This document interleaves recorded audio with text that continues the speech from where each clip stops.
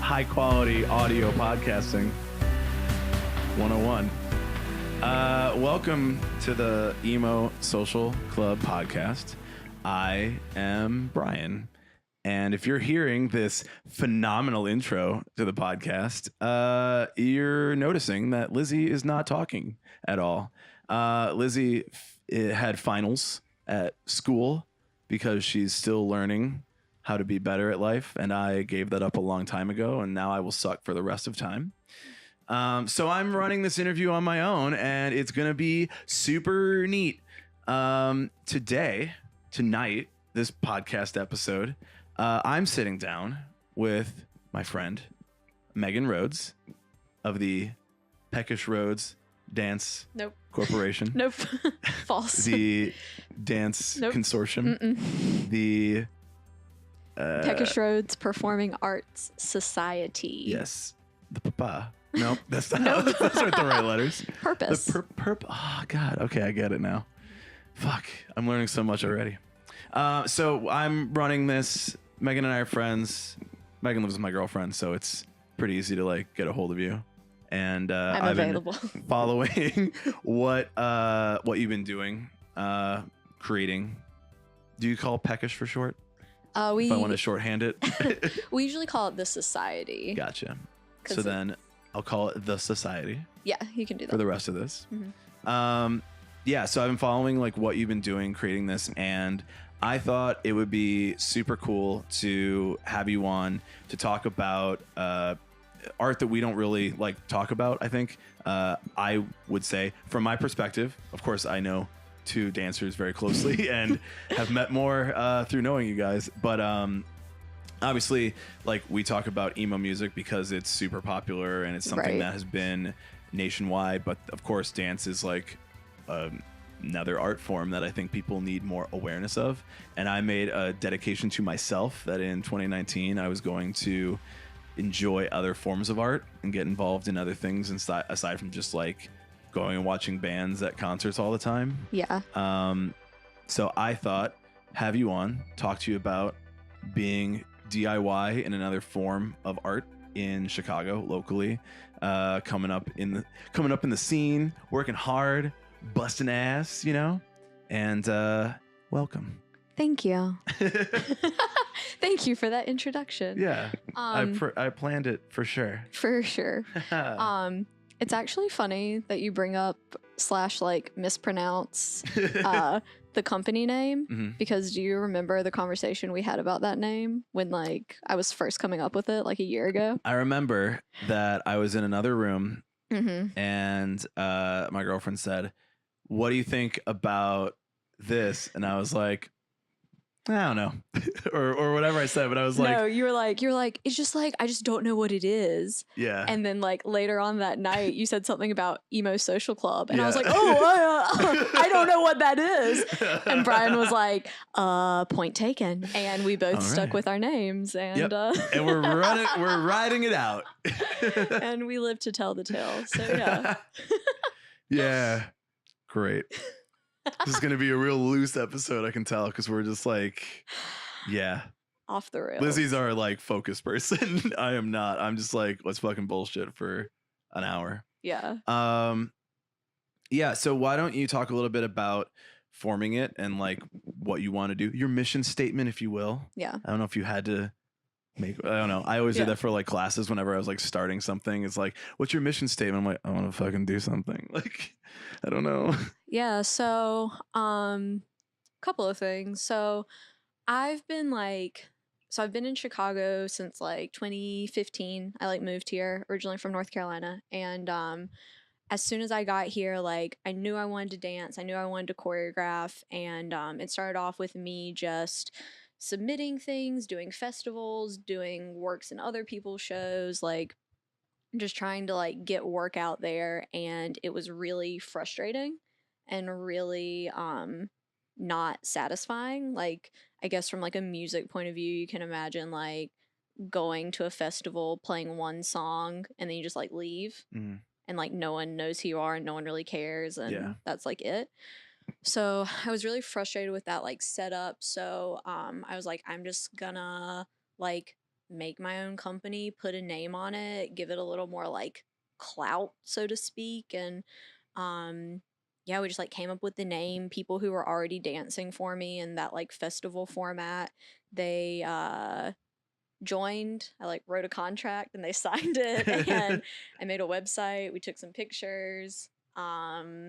And then I was like, yeah, like I'm just gonna do my own show. So We should promote your show too at the yeah. top of the episode. So Okay. if you want to talk about your upcoming dates, Yeah. So we have what's a your tour look like? brief. So we have a show coming up at Hamlin Theater. It is March 21st and March 22nd, a Thursday and Friday. Mhm. The show's at 7:30, and you can follow us on Instagram and Facebook, and there's a ticket link, and you can check us out. Yep. And we'll have links, of course, in the description of the episode, as per huge. Cool. Cool. Yeah. So what does it take to, I mean, I know what it takes to start a podcast. I know what it takes to start a band. I know it's just kind of like, in my experience, you get together with friends and you just, as long as you have the equipment and as long as you have like an email address, you can just sort of like get stuff rolling. It's kind of just creating your online persona, your online thing, and then just like you start just performing it out. But obviously you're doing 2 shows, and I know you've been working on this for a long time, for a Yeah. while. So like, what does it take to really like book something, to put something together, to put it on for people? How do you like, yeah, like what does it look like to build something around what you're creating? Yeah. So I think like a big thing for dance, which I think is like separate from like other art forms, is the space required for it. Like, obviously like visual artists or whatever have like galleries, or, if people do like big scale work, or you have like places you can rehearse, but like for dance is like you have to have the space. Like we literally, I mean, sometimes we do rehearse like in my living room when it's like necessary, but like to genuinely do like a group piece, like you have to have space. So like booking space, booking rehearsals, and like having to pay for that is like the worst part, but like also so necessary. And like dance in general, like the business of it is just kind of bad because it's like very time consuming and very expensive to build something. And then like in Chicago, like you can do the show, if you're like a small company, you can do the show like twice. And then it's like, okay, we've seen that. And you're like, cool. Yeah, great. This just took like 6 months of my life, but it's fine. Like, yeah, I remember like doing like theater in high school, and it was like, oh, we're working like every day after school, and we do the show 3 times. Right. And it's like all that work went into 3 performances of this. And like when you were like, oh, we're doing these 2 shows in March, I'm like, only 2 shows? You're working for like months. Like, how are you? But also like in the context of theater, like imagine that you like also had to write the show. Yeah, true. Because that's like one reason I feel like plays can like pop up quicker is like it already exists and people are like, I just want to put my own spin on it, versus like coming up with like a dance show that you're doing from scratch. Yeah, true. But also, I mean, we have been working on this for months, but we rehearse 2 hours a week. Okay. So like I did the math on it, and we've been working on this for months, but with like Christmas and Thanksgiving and the polar vortex and like other things that have come up, like I think we've done a total of like a little bit over like 48 hours of rehearsal. So like, not to be like we could have done this show in a weekend, but like I mean that's the number of hours I was able to like afford / what my dancers could give, and so we're like just kind of doing it. Yeah. So shit, thinking of it that way, you're like, yeah, we haven't really had that much time to like do it, which is like comforting but also like kind of disturbing. But yeah, I mean like in a dance situation where people have like at least one job, sometimes two, sometimes three. People Yeah. have other rehearsals. Like my dancers are busy and their time is valuable, and Mhm. you know, it is Yeah. what it is. Putting people in a room is always the hardest part of doing anything. Yeah, for And sure. just getting bodies to show up where you need them when you Yeah. need them. And you choreograph the entire thing. Yeah, so I'm a narcissist and a control freak, 2-for-1 Perfect. special. To be fair, those work well together. Thank you. I think so too. So I like choreograph the whole thing. There's some spoken elements, some monologues. I'm also in the show, and I also like run our social media and like have done all the like booking, and I do all the like money You do stuff. like the and video stuff too. yeah, I It's do. like you put out a few videos of, and I don't know from my experience of Right. knowing what you're putting in the show, but the videos that you've done, are those also being performed for the show? So I don't think any of the full videos I've posted are going to be in the show. I'm trying to think Gotcha. of like what we've actually put out there. Those are like separate projects that have like popped up, like Yeah. separate things. There are pieces in the show that have been performed previously. I think there's like 3 pieces that have been performed previously, but yeah. Gotcha. Yeah, the videos are good. Thank you. I've shared at least one of your videos. I'm pretty sure. I think you shared my like solo video. I really liked it. It was just really cool. I'll put a link to your YouTube in the thing too, Cool, because yeah. your YouTube is a very good place. Also like, comment, subscribe. But I Smash that like button. Smash that fucking like button. Destroy it. Murder the like button. I like your videos, and it's, you know, the idea that you are both creating the art, you're filming the art, you're putting it all together yourself. You've put up what is essentially a set in your living room to create a couple. video. Yeah, like just to create like these videos to put it out to like promote yourself and have some content out there. Yeah. Running social media, it's like you're literally the person running your entire shit. Right. And I was like, oh, that looks familiar. Right. Yeah, no, I was literally just thinking that, like, I mean, same thing we're doing here. Like, we're just like set up in your living room. Yeah. And like, To be fair, I now have it all HD. So if you're watching this on YouTube, it looks real nice. I got a blue Ooh. light because we're, you know, branded. On brand. Or on brand. I have a blue light now. We should have done a pink light because that's like my branding. I can change it. I can switch Hit it him up. with the switch up. All right. You have to go to YouTube and watch the video if you want to see the light turn pink. Hold on. Where's the app? Exclusive lighting content. Yeah. Nice. All right. Now we're on brand. Is it lit? Anyway, so yeah, the DIY aspect. I mean, we interviewed Mo, the graphic designer from Riot Fest. We've interviewed this James Shotwell, who runs his own music blog. A couple of people from Beyond the Music. Sorry, I'm like, oh right, what is the name of it? Yeah, Beyond the Music, and everybody's like coming from this place of working in the music industry and developing the project themselves. And I'm like, it's surprising how familiar like any artistic endeavor is. Yeah. And also like how painstaking it is. Yeah. And also how little the rewards are for it. Oh yeah. It's like everything. Awful. Yeah. It's like actually the worst. Like whoever was like, yeah, like you should follow your dreams. I'm like, Fuck I'm like, you dreams. never had a dream. Like Yeah. you don't know what that's Oh my actually God. about. Kids, fuck your dreams. Fuck your dreams. No. Fucking get off your dreams. Go to college. Finish it. Go into business. I'm fucking serious. This sounds like a joke, but I'm fucking serious. Your dream should just be normal. Your dream should be to have a salary. Just Mhm. kidding. Follow your dreams. Follow your dreams and hope that they come with health insurance. Oh my God. They don't. Cool. Don't get sick. Yeah. Or get a real job. But I think like it's crazy because like, yeah, you are kind of expected to be able to do everything and you kind of have to. But one thing I love about it is like the technology like available, like you kind of can. Yeah. Like it's kind of wild. Like when people are like, "Oh, like who does your videos?" And I'm like, "Me and my iPhone 10 sponsored." Just kidding. Sponsored. But like, yeah. So like it's kind of cool that like those resources are available. But it also sucks because like, I'm sure you can relate. I like put these videos up for free. No one's paying me. No one's like, Yep. So it's kind of just there. I mean, so this is something that we were talking about a little bit before we got into the recording. So you missed out, but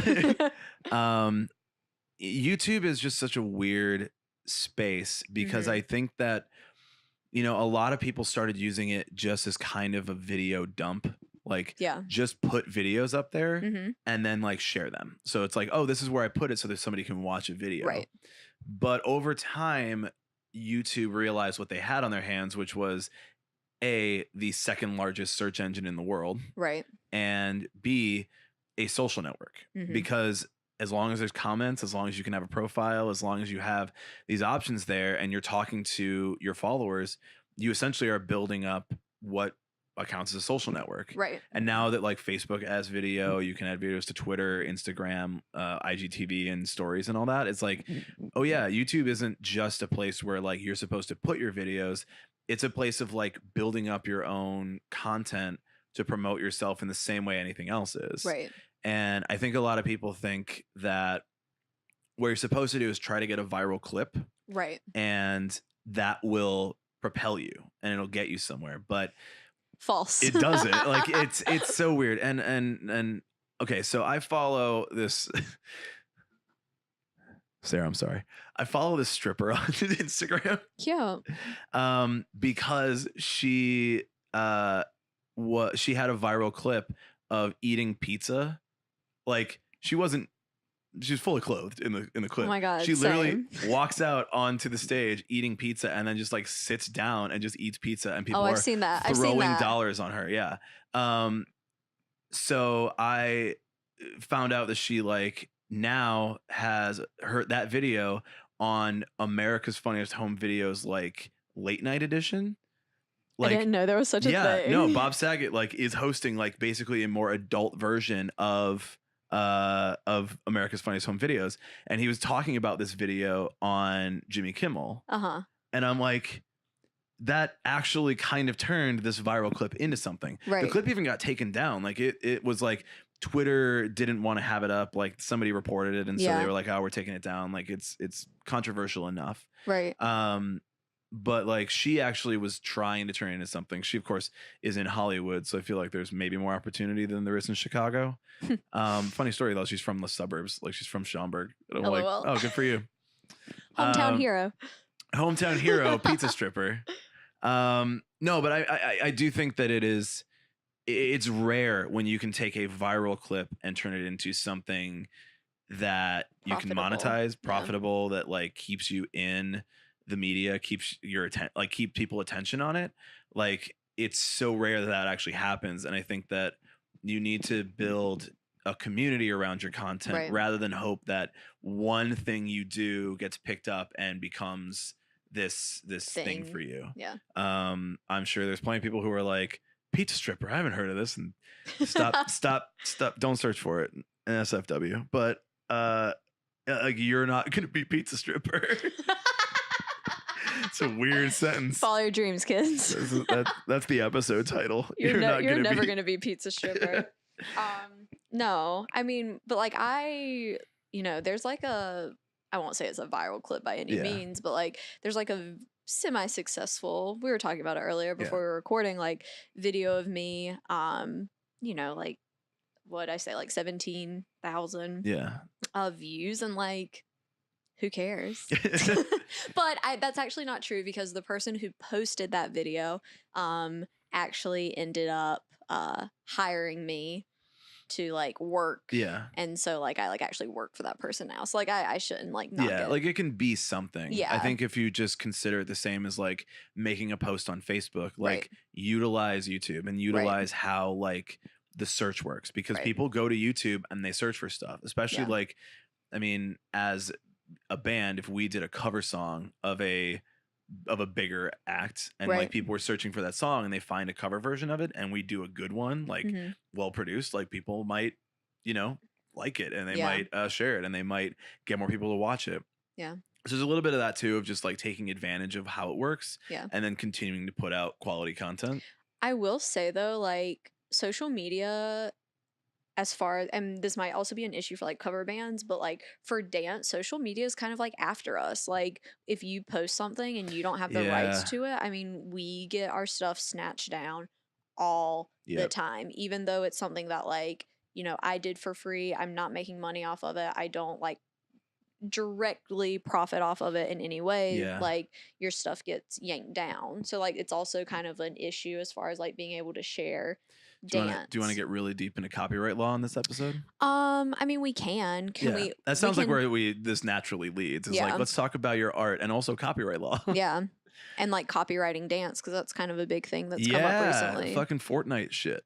Yeah, Fortnite, and then also that country singer who did you hear I about didn't hear that? about this one now. So I don't actually know who the singer is, but it's a country singer and her backup dancers. Obviously the singer did not choreograph it, but these like two really famous choreographers did this like dance and completely ripped it off Hmm. from a very famous dance by Shiva, which is a very famous dance company. Hmm.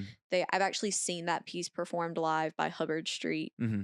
here in Chicago, and it's yeah, I mean they just like completely ripped it off. Like Yeah. when you look at the clips side by side, it's just literally Yeah. stolen. Shit. But how do you copyright dance? And that's like, that was the same thing with the Fortnite thing, is like, Right. how do you copyright movement? And I watched a YouTube video actually that kind of went into where the law, like how the law oversees that, like Yeah. how it can actually say, yes, this is copyrightable. And Yeah. that was where the argument was about like the Carlton dance. Mm. And they basically said that the Carlton dance would probably not stand up in a Mhm. court of law. And also he basically said, I stole it in a Yeah. clip on television. And it's like, haha, stop suing. But there's another dance in there from Scrubs. I don't remember what they call it, but Donald Faison, Turk on Scrubs. Yeah. Such a good fucking show. He made that. He created the dance. Right. And it's not like, it's like has to be over a certain level of complicated steps. Yeah. Like it can't be like super simple and like you couldn't just replicate it like that. Yeah. Like you'd have to be able to really learn it or something Right. like that. And so they said that his actually would stand up in a court of law if like he sued. Yeah. And I don't think he ever did. And I think a lot of people have dropped their suits. But Yeah. yeah, it's just it's the level of complication in Right. the performance of it. So But also, I mean, I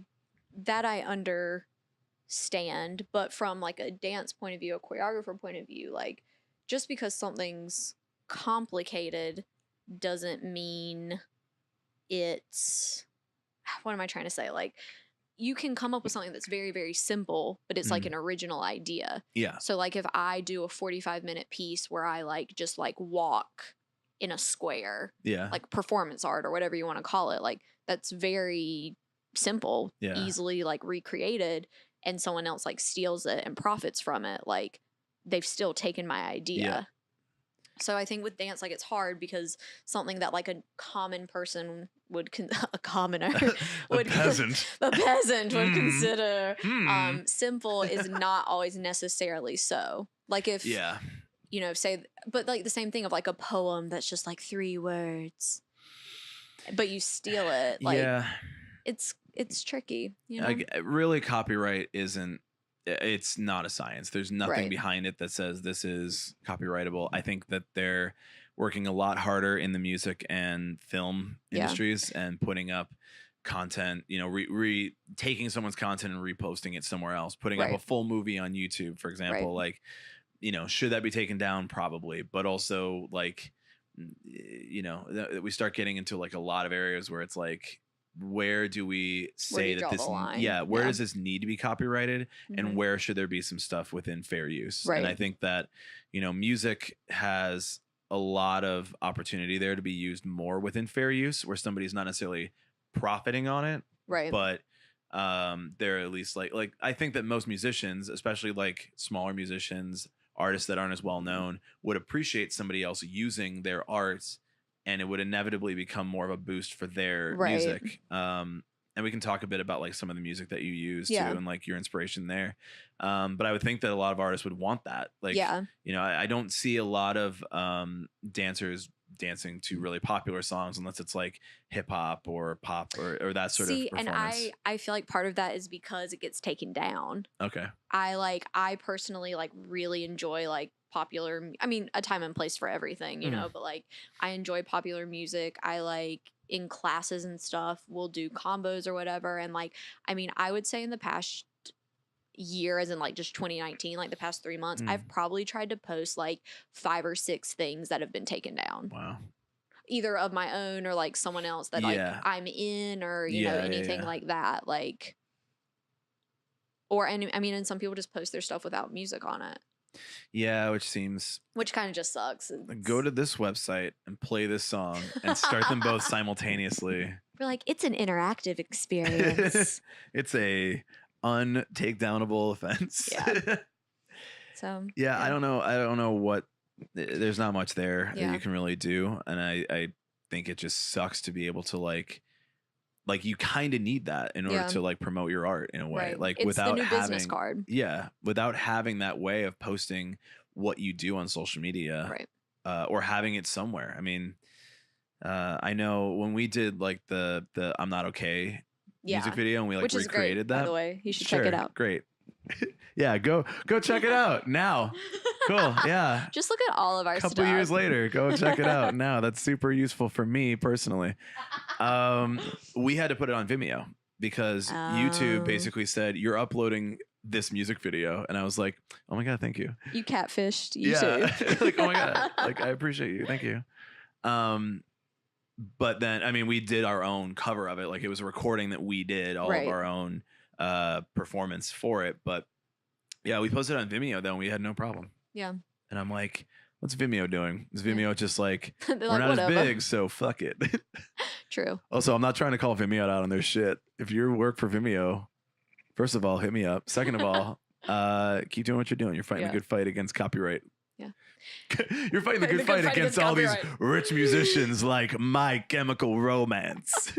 Yeah. And I think it's just like art is entering like a new digital age, and like the law will have to catch up. One day, you know, with the fact that, you know, industries that used to make a ton of money because they had a monopoly over the distribution of it. Right. Now that we've moved into the digital age and people are going to get it. I mean, Napster did destroy the music industry because they were like, we can't figure out how to combat this. It turns out people don't want to spend money on something that they don't have to. Yeah. And then the culture just decided music is free. Right. But musicians can still put out their art. It's just that the whole world around that doesn't make sense anymore. The idea that you're going on tour and making money from playing shows without any benefit, without any like safety net, and then you come home and you're like, I either have to get a part-time job or something in order to make ends meet between going out on tour, where I'm still not making that much money. Right. You know, like there's always going to be a struggle because we haven't learned how to pay artists or how to change the music industry to, I don't know, to work within the sphere of what happened. Right. People said, we need to figure out how to make this new thing work the same as the old thing. Right. It's like you don't. Yeah. Because we're gonna get music for free. Right. And if somebody says we're gonna charge this much, somebody's like, oh, I don't want to spend money on that. I can only get it if I spend money on that. I'm gonna go get over here for free from this other artist because I like their music and I'll just not pay anything for it. Yeah. I mean, that's literally like just like dance, period. Mm-hmm. Like there are so many like reputable, successful companies that like do not pay their dancers. Mm-hmm. And not like, oh, like they were supposed to, and I mean, that happens too. Like, oh, they were supposed to and they just didn't. But I mean, dancers literally like enter into these contracts like knowing that they will not be paid. Wow. Oh, yeah.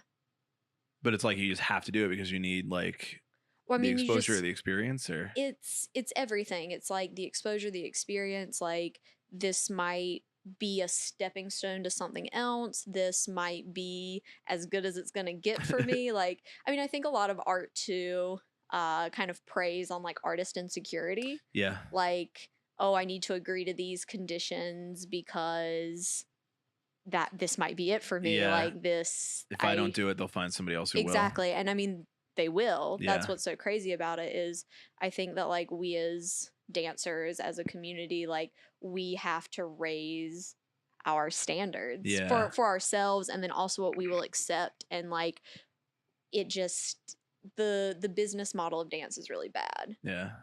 and has been for a long time. Why? Why do you think that is? I think because kind of what I was talking about before, dance is just really expensive up front. Hmm. The space, the time, the costumes, the everything. I Yeah. mean, to do a show. And also, like, people just don't like dance that much. Like, I don't know if it's they don't like it or they just don't understand it. I think that, like, so there's kind of like two extremes, right? Like, Mhm. there's like, oh, like, I'm going to go see this whatever thing for like $10. Hmm. And then there's this like, oh, I'm going to go pay like $300 to go see Hamilton. Yeah. And dance has like fallen into this weird middle category where it's not something you just like do on a whim out with your friends when you're grabbing a beer. Hmm. But unless you're going to see Hamilton or like one of these like huge companies where the tickets are like hundreds of dollars, then like people aren't interested. Yeah. So we've like kind of fallen through the cracks that we're like not like a social comfortable thing, Hmm. but it's not always necessarily like a high art like opera sort of thing. Yeah. So I think people just don't know what to do with it. Do you think that, and obviously I don't know, I'm Right. just sort of spitballing here, but do you think that like maybe over time, like schools stop teaching us as much like art appreciation and that like, pop culture is much easier to consume because it somehow affects everybody much much simpler. Like it's much easier to just like get on the first take. Yeah. Like you can listen to a song and like the feeling of the song, like it just Right. elicits the right emotion in you because it affects everybody that way. It's simple Right. enough. But in watching your performances, it's like I don't have a lot of like experience with dance at all. Right. I did take a couple classes, but it was very simple and I And was check those out. On oh my god, no. I think there probably is a recording somewhere. I would be really man. disappointed if That that would be ever saw the light of day clickbait. again. Clickbait. Clickbait. Number 2 will shock you. It's just you eating pizza. Fuck. You'll never be pizza stripper. Yeah, it's like I don't know necessarily everything I'm watching. Right. I can comprehend it from an emotional standpoint. Mhm. I can comprehend it from I can watch your faces, I can watch your movements, and I can kind of gather it. But I wonder sometimes if like people are not sure because they Mhm. just like me don't have the experience, and so Right. they think I don't want to challenge myself with something new. I don't want to challenge myself to see something that I'm not going to get right away. Right. I'm just going to go see a concert where I know the music, or Right. I'm going to go see like a play or a musical where it's going to tell me the story Right. from beginning to end, and I'm going to enjoy it. And everybody says they love it and like all this stuff. I don't know if you get that sort of sense from people. Yeah, I mean, I think there's definitely like just an underappreciation of art, just like period. Yeah. Like in schools and whatever, like there's just kind of, and I also think like when you don't have a context for something, it's a lot harder to be impressed by it. Yeah. Like if you've ever tried to like draw a realistic face, you're like instantly so much more impressed by like Yeah. someone who actually Oh, can do yeah. that because you realize how difficult it is. Yeah. So I think if like more people took dance classes, they would be a lot more impressed by like what professional dancers can do. And like, do you think more like, I don't want to ever say that like something like hip hop or pop dancing is not artistic because I Right. think it, time and place for everything. Yeah. But do you think if people were taking more like difficult artistic things, like I don't know how to word it. It's not like an easy thing for me to. I don't think it's that. I think it's just like some some dance is just more accessible. Like Mhm. if you're seeing dance to like a hip hop dance or something to a song you already really like you're already halfway there. Like Yeah. you already have something, there's something relatable. And like, they're just like with music, like there's like pop artists, there are things that are really like accessible and really like, popular. Yeah. And then there are things that are like more experimental, like avant-garde, like whatever Mhm. you want to call it. So I think it's just what people like. And then also I think sometimes as artists, like not that we should ever be like pandering or we should ever like, sacrifice good art, but like at the end of the day, like you have to ask yourself like why am I really doing this? Mhm.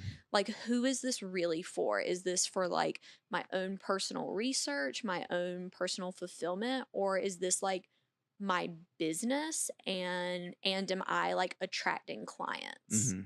And that's kind of like looked down on, I think, in like the dance community a little bit. Like, oh, like are you making like concert work? Or are you making commercial work? Yeah. And I'm like, I would really like to sell some tickets, please. Without having to feel like I have to just do a lineup of like top 40 hits. Yeah, exactly.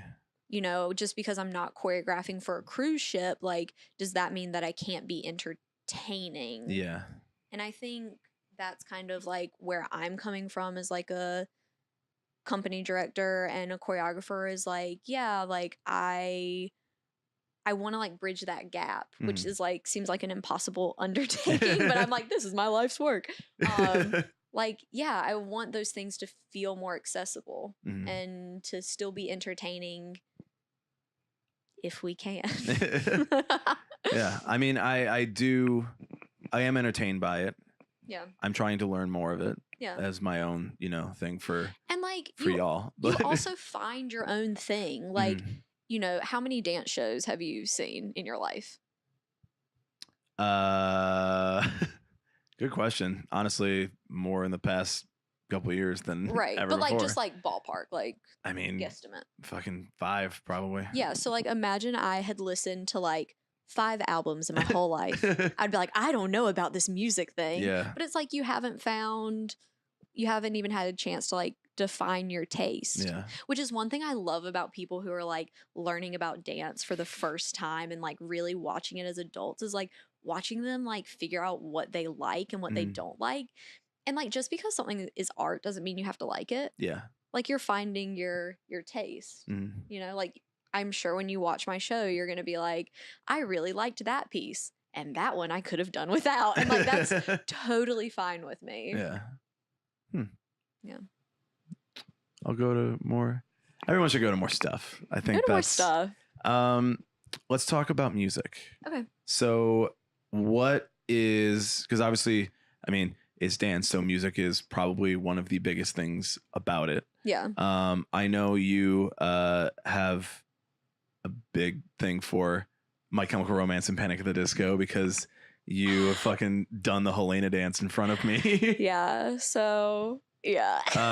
So like what kind of music like is inspiring you for like creating of choreography or like for the show, for your own Yeah. like life? What are you listening to that like gets you in that sort of like zone for it? I don't know. Yeah. So for me, it like depends on what I'm working on at the time, but just kind of as a general thing. So I've wanted to be a choreographer since I was like, before I even knew what a choreographer was. Like, I was like, my mom like loves to tell this story where I like looked at her one day and I was like, Mom, when I hear music, I see dances. Like, that's like one of her favorite stories to tell. And Nice. like, because yeah, it's just like cute and whatever. But so for me, like, I could seriously like choreograph to anything. Like I just like anytime I hear music, I'm like, oh, ba da ba ba. Like what if they were like wearing this and their hair was like that, and oh, this would be like da da da da. So like my brain's kind of always like clicking on that. Yeah. But also since I've been involved with dance for so long and like I've been interested in choreography for so long, like there are songs. Yeah, this past year, like I literally choreographed a dance to a song that like I had danced to when I was like 8. Wow. And it's like my brain just like remembered that song and was like, Yeah. oh my God, I love this song. Like I'm going to choreograph 8-year-old me. I'm going to choreograph to the song one day. And then like as an adult, now that I have 8-year-old students that I Yeah. like teach, like I was able to make that happen. So with the like My Chemical Romance and like the Panic at the Disco, like that's like my middle school, high school self being like, man, this would be such a cool dance. And then like now I like can do that. Yeah. And that's like really cool and really exciting. Do you think, and I've noticed a lot of dance, you know, Sarah will always tell me like, oh, I see a lot of Billie Eilish. I see a lot Yeah. of, what are there's some other like artists like that. That's more It like, used to be like Mumford and Sons. Yeah, They used to okay. be huge. I mean, so it still feels out like there. it's always more on that sort of like sad end of things, like Yeah. sad music that is like, I don't know. It's just sad. That's the only thing I can really think of because it's like, yeah. it's always just, it feels melodramatic, but it's not melodramatic. It's Right. like, it's just, that is the emotion that Passively sad. yeah, like Yeah. the emotion we want you to feel is sad, Yes. and that's what it is. Well, I think it's kind of like the same thing with like, you know, hip hop music. If you already like, or hip hop like dancing, if you already like the song, you're halfway there. Yeah. If the song already makes you sad, like we're halfway there. Yeah. I personally like do not usually choreograph to like I don't want to say like serious music because that sounds terrible, but like I just have always been more inclined to like comedy as a way of like coping with life. Our feelings. So like for me, a lot of times like I'll be dealing with like really serious things in like a very like quirky, unsettling way. Not that I'm not, you know, I could go for a good angsty dance, but I also kind of like, I don't know, just like things being a little weird, a little quirky, like, you know, whatever.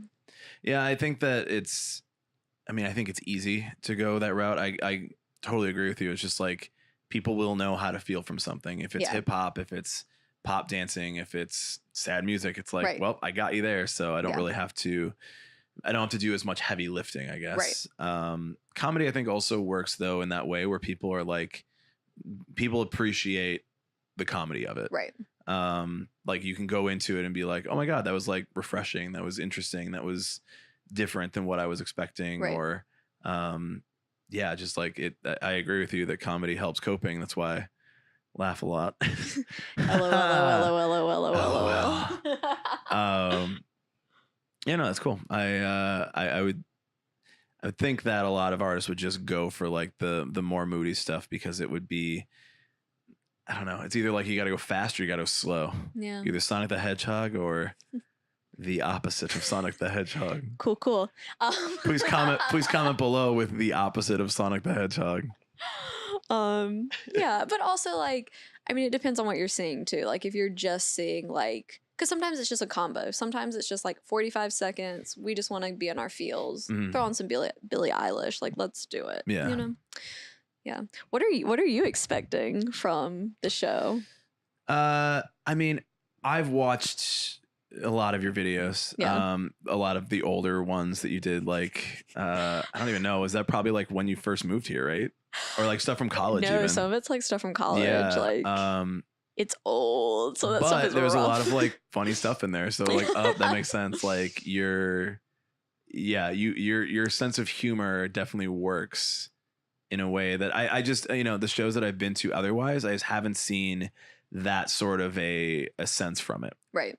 Of like, let's do something that people aren't doing. In this case, comedy makes a lot of sense to me because I love seeing what everybody's doing and then going, yeah, I'm not gonna do fucking any of that. Like I'm gonna do the exact opposite. If everybody's gonna be sad, all right, cool. Let's do like a really funny, goofy, fast paced, like get people feeling like really like, whoa, what are we watching? So now I guess I'm expecting more like kind of a range from everything. Like, you know, more like I would think it'd be more like a concert in a way where like you're gonna split up, like kind of take. I would always say like you gotta take them on a journey. Yeah. Or if you ever watched, we're going on a journey. Parks and Rec, there's a scene, I think it's like Ben, where he's like, you're like when you DJ, you have to like guide the room, and you're like, I forget, he calls it like a word, and then like of course like Tom Haverford's just like, oh my god, like you're such a dork. Oh, But and they're doing like the prom. yeah, and I'm like, but that really is kind of the thing, is Yeah. like you are there. Oh, he's like a mood curator or something like that. That's like the mood. And I'm like, it's kind of true. Like I've Yeah. honestly said that at like some DJ sets where I'm like, if I'm working for like 3 hours, I need to decide where I want like the room to go. If I'm Right. working for an hour or 45 minutes, I'm like, where do I want this to go in 45 minutes? When is my set? Am I Right. playing first? Because then I'm not going to just play banger after banger after Right. banger. Surprise bangers. Or I'm going to play like late. I'm going to play like just fucking the hits. Yeah. So I think that like you just have to make that show like how you want it to look as a bigger picture thing. Yeah. And obviously take them through the journey of like where you want them to go. Do you Yeah. want them to start off and like have this idea that everything's going to be sad? You don't really ever start off with a sad thing. You start Yeah. off with like, hey, we're all having a good time. Welcome to the show. But also, don't forget that life out there is hard. Yeah, I feel like my whole like aesthetic as like a person and like an artist or whatever is like, but also it's like ha ha ha, but Well, you know, we've had a lot of fun here today, but don't But- forget that human trafficking, like fuck, like Jesus Christ. This is the Yeah. weirdest Three's Companies episode I've ever watched. I would watch that show. It's like do do do do do. Do where the other girl? And where did she go? Yeah, I think it's just to be a little quirky like that is probably better for an audience to enjoy the whole thing. So I think that now hope I'm going to so. be expecting something real cool from it. Quirky is the word. So impress me when I'm there. Well. All right. I mean, it's been like months in the works, Yeah. and we have one more week. So if it doesn't Yeah. impress you yet, I don't know what to do. I'm sure I'll be seeing it quite a bit. Yeah, I'll probably. be going both nights. So if you're there, say hi to us. Say hi to us. Yeah. We're also doing a Q&A after my show. So Oh, if you nice. saw this and you're like, oh my gosh, or listened, and you're like, oh my gosh, I have so many questions for I have her. Literally so many questions. Literally so many questions. You can come ask me in person.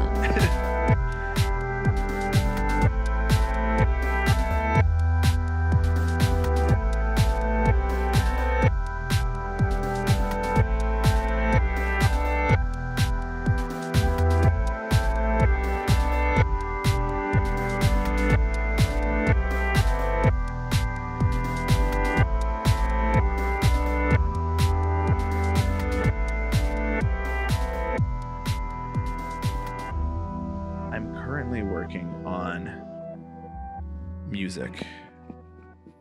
Me and Jordan are working on Yes. music. Mhm. And I think we're aiming towards like sad stuff. I think comedy's a good way to go, but sad. I don't know. So, Comedy emo. but comedy in music is weird. And I don't think that if you make music that has that sort of like comedic edge to it, or like there's a sense of irony to your music, I don't think that it plays well. Yeah. I don't think, like, I've written songs that when I wrote them, this was like an ironic song. Like it was supposed to be funny. Alanis Morissette. It's like rain on your wedding day. Oh man. I've always found that people aren't as receptive to your lyrics. Like they take them very seriously. I've actually like been laughing about this a bit because there's the song "Alive with a Glory of Love" by Say Anything, and Max Bemis is he's like manic at times. Like he suffered from bipolar disease, and it's like, hey, I'm just gonna talk about whatever right now, and some of it's funny, and some of it's serious, and some of it's like real stories, and some of it's made up. Yeah. And he starts the song off with like, I want to do you right where you're standing, but the song is about the Holocaust. Cool. And you're like, okay, how am I supposed to say that a song, Alive with a Glory of Love, that like feels like really upbeat and it's like poppy and it sort of has this like bounce to it, and then you're like, hey, but the Holocaust, and you're like, how do I combine these thoughts? Yeah. And like I think most people are just like base level, oh, it's a fun romantic song. Yeah. Alive with a Glory of Love sounds romantic to me. It's a little funny with the way that it's like, oh, I want to do you right where you're standing, and and I think people miss like the real message behind it because they Yeah. just see like the base level of it. And so I've found that like comedy in music, you either have to go like the straight Tenacious D format, or Yeah. you have to go like no one's gonna get it, so I'm just writing whatever I'm writing, and if it's Yeah. funny for me, it may not be funny for them. So I don't know. I've had a harder time really kind of expressing comedy through music. like through original music. Yeah. Yeah. I think you can perform songs that are like real goofy and dorky and like, oh my God, I can't believe that like we're singing along to this now. Yeah. Like, you know, after time you're like, oh shit, like this is really funny now. Like Yeah. dancing to Metro Station at a bar is like, oh my God, like I love this song, but oh my God, this is so fucking nerdy what we're doing right now. I can't believe we're doing this. So I don't know. That to me is more where the comedy comes from. I think when you're writing, it's, you know, a lot of artists are feeling much more visceral with how they're reacting to their life. Yeah. And so they want to deal with it in a very visceral, easy reaction, which Yeah. is I'm angry, I'm sad, I'm going to write about that. Yeah. So I don't know. I would love it to be funny, but I'm like, that's really not necessarily my where I get people to listen to me. People only like me when I'm sad. Well, okay, but also that because a lot of artists, they're like, man, I hate how like they got after like the drugs or after like they got happy or all this shit. Like after they started doing Scientology. Yeah, like where is all the edge? Where's all the sadness? And it's But like I think like I kind of have a saying that like if you're this doesn't sound like a complete saying. Hold on. I have a saying. I was saying Quit no, your dreams and blah. But like art isn't therapy. Mm. If art is your job, it can't also be your therapy. Yes, it can be therapeutic and it can be healing and like you can deal with things from your real life. But if your art is genuinely only based on like, I am sad, I will make sad things. I am happy, I will make happy things. Then like, yeah, what do you do? Like if I, you know, the show I'm making, like if it was about like a breakup. Yeah. Then like, then please then watch like, the YouTube video for the facial reactions. Like if I do about a breakup, then like what do I do if halfway through the process I like get a new boyfriend? Yeah. What happens to the show then? Like what if all you write about is your ex-girlfriends and then you're like, shit, I'm happily married now. Yeah. And I'm not in high school anymore. Right. And like not saying that's not valid. Like I've definitely made pieces to like cope or deal with or whatever, but yeah, I mean, yeah, what do you do once you're happy? Or I don't know.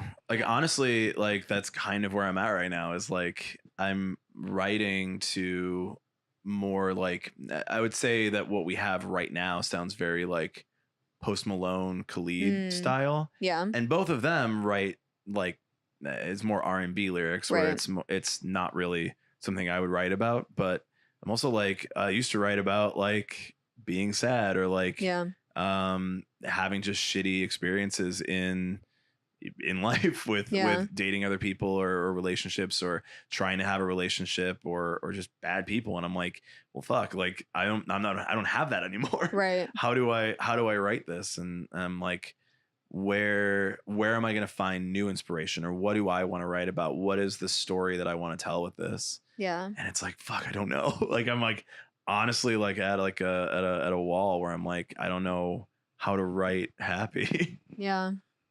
I'm generally happy. Thanks for listening to the Emo Social Club podcast. Yeah. I mean, yeah. Like I do stuff that's really quirky, but I wouldn't say that I choreograph happy. Yeah. But I consider myself like a happy person. Yeah. But like my brain's not necessarily the happiest brain. Yeah. And I like what you said about therapy because like if I went to work every day and I made Excel sheets to make myself feel better, which by the way, I kind of sometimes do. Excel spreadsheets. Like relatable. Oh my God. I figured out a conditional formatting thing today. I was almost going to make it's fine. It's fine. Guys, it's fine. But, you know, I wouldn't be able to just like sit at my desk and go, I'm really sad right now. pop open Excel, Yeah. fucking throw up some formulas, build a table, Right. get a dashboard going, put in some macros. Yeah. The entire audience has stopped listening forward 30 They're like, seconds. holy shit. I don't know if I could keep that up and Right. like where an audience would want to stick with you. I also think that bands and artists, like in the music especially, like you build too much around what this artist is and expect it to stay the same but also evolve and change. And I don't think that anybody should be playing in a one band for as long as they usually do. Yeah. I don't think that bands should have to record more than a certain amount of albums if they don't want to. Right. I think that everybody should be able to do whatever they want to do in the music industry, which isn't how it works because contracts and shit. So I think that the way that the music industry works doesn't really benefit an artist who can't feel the same way or tries to keep them, artist pain is not really a safe thing for a lot of people in the music industry. I don't think that we would have lost Mac Miller, for example, if it weren't for the fact that like he had people around him that were like, well, we kind of want to keep making money. And so we kind of just have to tell him yes, or not be somebody to say, no, you should stop doing drugs. You should go to rehab or whatever it is.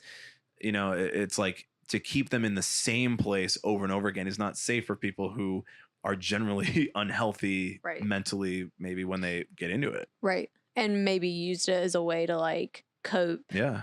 And then now you're like not allowed to come out of the other end. And I know, like, I mean, obviously you're doing this show as like it's 2 performances and it's a lot of stuff that hasn't been seen before, but and correct me if I'm wrong, but like if you were asked to like perform a piece somewhere else, you could potentially be doing these performances, these pieces again for, unnecessarily like a limited amount of time. Like you could be doing this for like 2 years from now if you wanted to.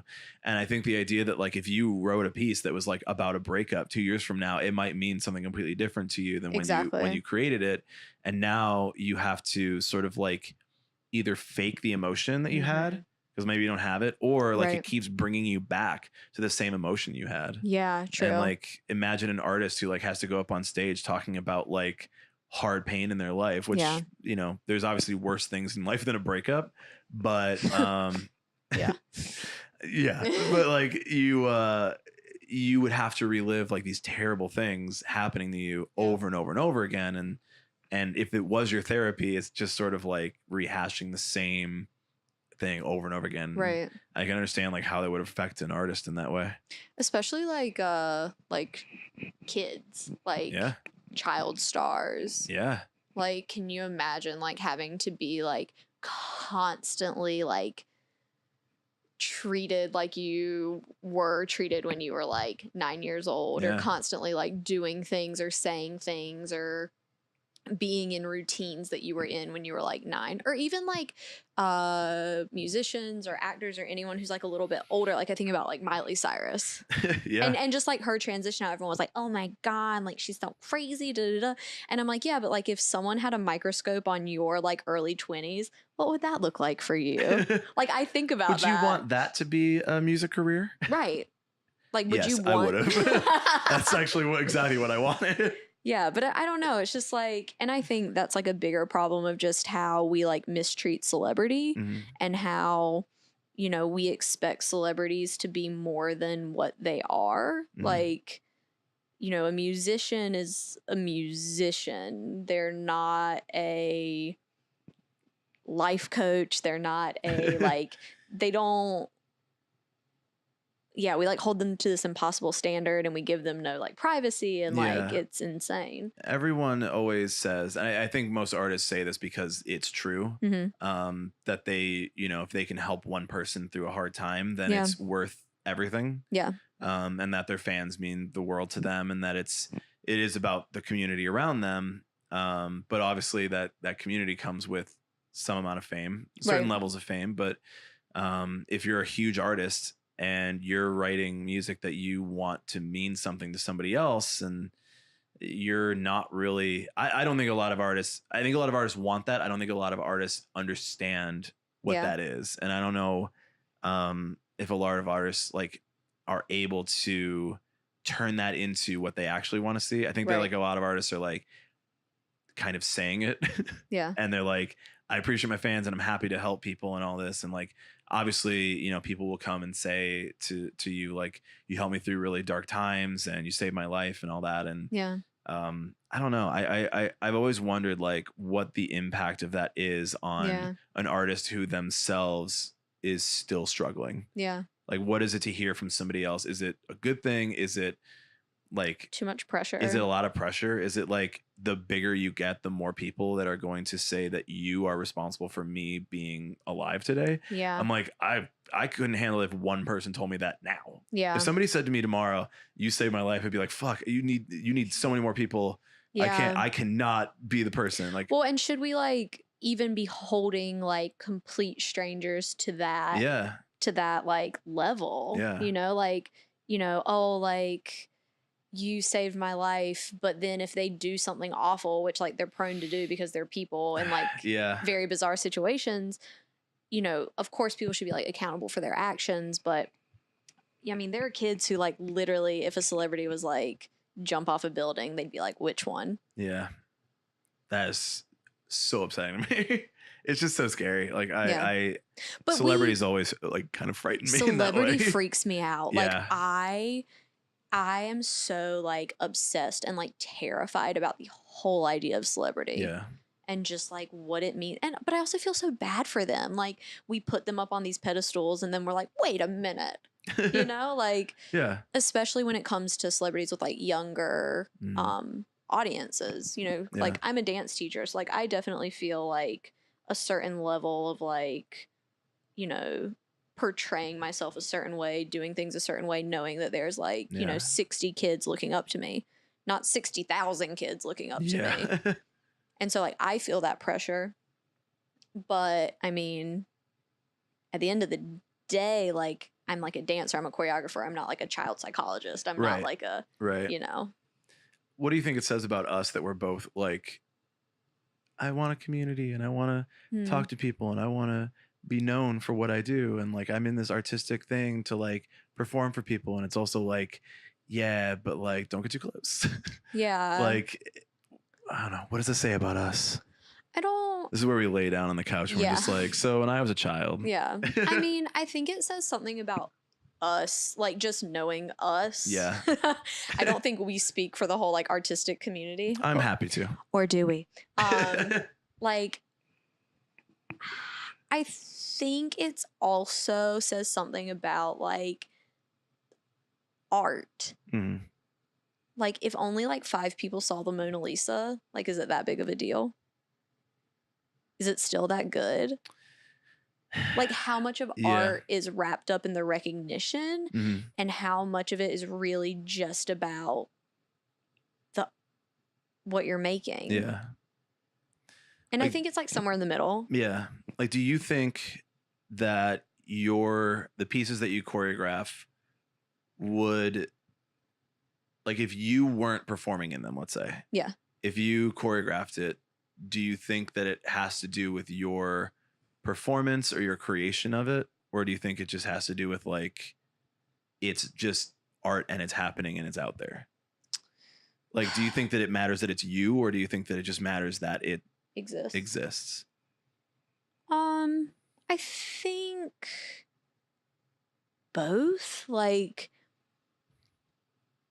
yeah, and that comes down to like, who are you making your art for? Like, who needs to see what you did? And I mean, you can get into a really dark place with it. Like, if I mean, I'm not saying we should, but just like as someone who's kind of like a creator, like, I mean, yeah, if I never make another dance, is the world going to stop spinning? No, of course not. Like, the sun will rise tomorrow. But at the same time, like, it's not always just about like the art. Like, I think about like my students, I think about like my dancers, and like outside of the art, like we're still people, we're still a community. Like, this is something that's really valuable to us. And like, you know, if my show got canceled for whatever reason, like the months of like hard work I've put into it, like those are still valuable. So I think there's like that little narcissistic part of like, I want everyone to see this and love it. And like, you know, I want to be like successful and this is my business, but I think in like a healthier, more grounded way, like, but this is also my life. Yeah.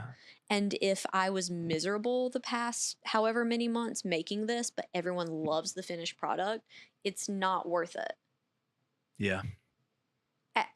For where I am right now, Yeah. like that's not worth it for me. Yeah. That's why I quit.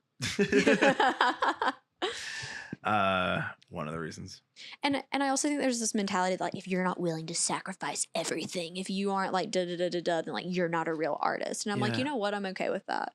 I think that that's such a like art isn't binary. You need to be living your own life too. Like you need to surround yourself with people that make you happy. You need to be able to pay your bills and have a roof over your head and eat and like enjoy life. Yeah. And like the idea of like a struggling artist is like, I don't know if it looks romantic, but I'm like, that looks like it's like, to me, it looks like it sucks. Like, why would I want to be a poor, starving artist and hope that I turn out okay? Like, for every Kesha that lived in their car, there's somebody who's still living in their car. Yeah. Like, it doesn't work out for everybody in the same way. And I think that it's dangerous to sort of tell these inspiring stories and like anyone could do it. It's like, not really. Like, not everyone's going to do it the same way. Right. I think that there's a lot to be said about working and making art more locally. Yeah.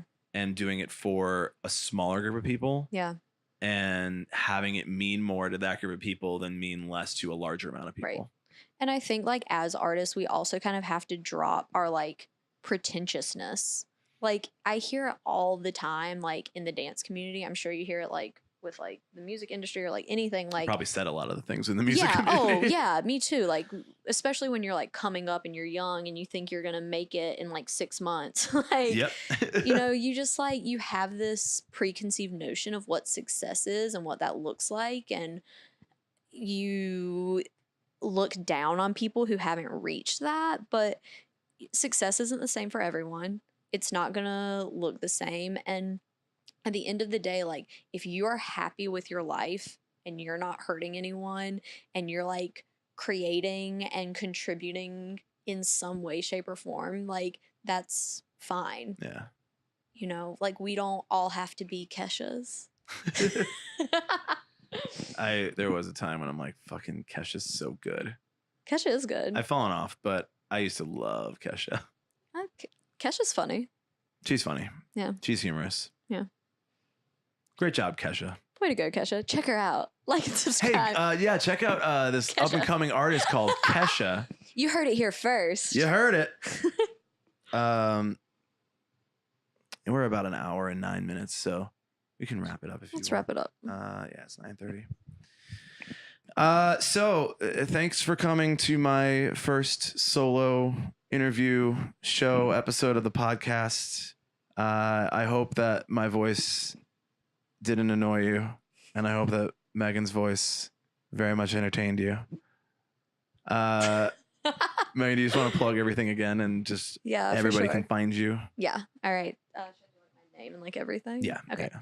All right. I am Megan Rhodes, founder and artistic director of Peckish Rhodes Performing Arts Society, also known as The Society. You can check us out on Facebook, Instagram, at peckish.rhodes. And come see our show at Hamlin Theater. It's in the like Hamlin Park.